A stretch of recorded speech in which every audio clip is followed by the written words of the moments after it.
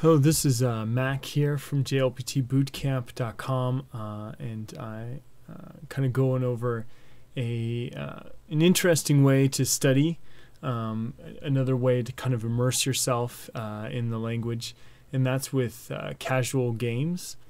It might not be the first thing on your mind, but casual games are kind of starting to get a little bit more popular. There's actually hundreds of them available, and basically they kind of range from simple adventure games to more advanced puzzle games. But I would recommend doing the kind of adventure games, find the object games, because they're a little bit more relevant for language learning. And these are good for language learning, in my opinion, because it gives you semi-realistic situations to learn the language. You can't always, some of these games are kind of based in fantasy situations, but you can usually find a couple of them that go over a realistic situation that you can go through. And these games it's good because it's fun. It doesn't feel like you're studying. You're just kind of reading, progressing through the game. It's also very motivating in the sense that in order for you to get further in the game, you have to understand what's going on, what the game is asking you to do. Usually in a certain amount of time.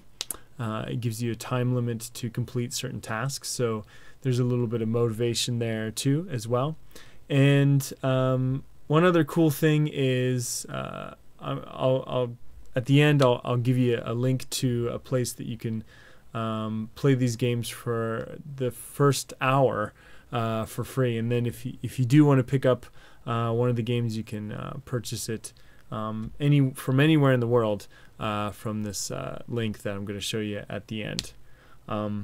Another cool thing about casual games is that, especially at this one resource that I'm going to mention, is that there's a Japanese version available, and there's also usually an English version available. So if you want to, sometimes what you can do is play the Japanese version for an hour or so, and then play the English version for an hour or so, and double check your language, or vice versa. If you're just starting out with the language, play it in English, then play it in Japanese, and try to pick up as much as you can in the different situations. Another cool thing is that casual games are great for visual learners, people that want to interact with stuff and see pictures. Especially the hidden object ones, because you have to find the object in the picture that it lists the items off to the right or at the bottom of the screen. Also, this isn't usually a selling point for video games, but the plot points are usually fairly predictable, fairly easy to navigate. There's nothing really groundbreaking that you're going to experience with these games. So kind of easy to predict and easy to understand what's going to happen next.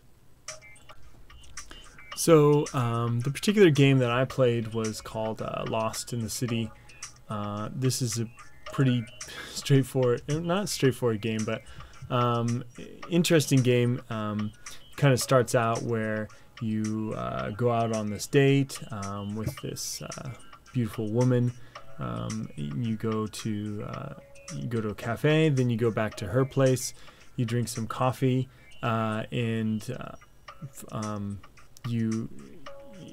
there's something strange in the coffee, and so you pass out, you black out, and then that's kind of where the story starts.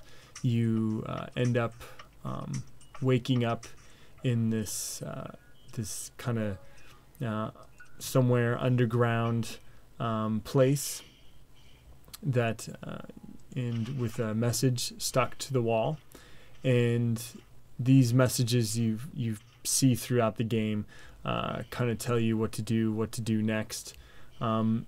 again, a lot of these games are kind of typical, what they call hidden object, where you have to look at the find the objects, and you can see that off to the right now.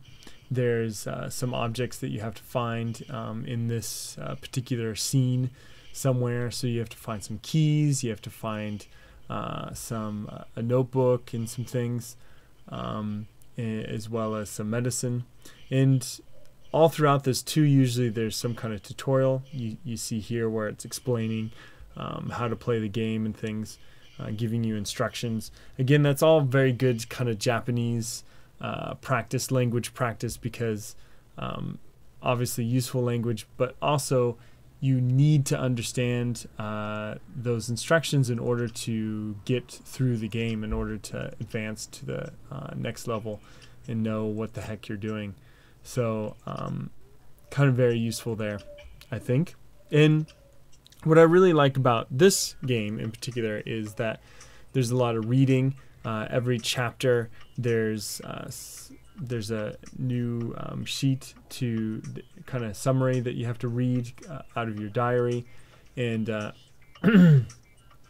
so there is a lot of reading practice, and this reading practice has a lot of good connectors in it. It's pretty easy to read, not so difficult vocabulary, but kind of written in a casual style. There's also sections where you have to read how to solve a particular puzzle. Again, really useful use of the language. So if you want to pick that up, this is the web address to hit up if you want to download that game. Again, the first hour is free, and you can play that for the first hour, or you can pick it up at the website's called bigfishgames.com, and they usually have specials, daily specials. So you know, if this is a little too pricey for you, you might want to pick up one of the specials or whatnot. But pretty cool. Another way to learn language, and in a fun way, and immerse yourself in Japanese.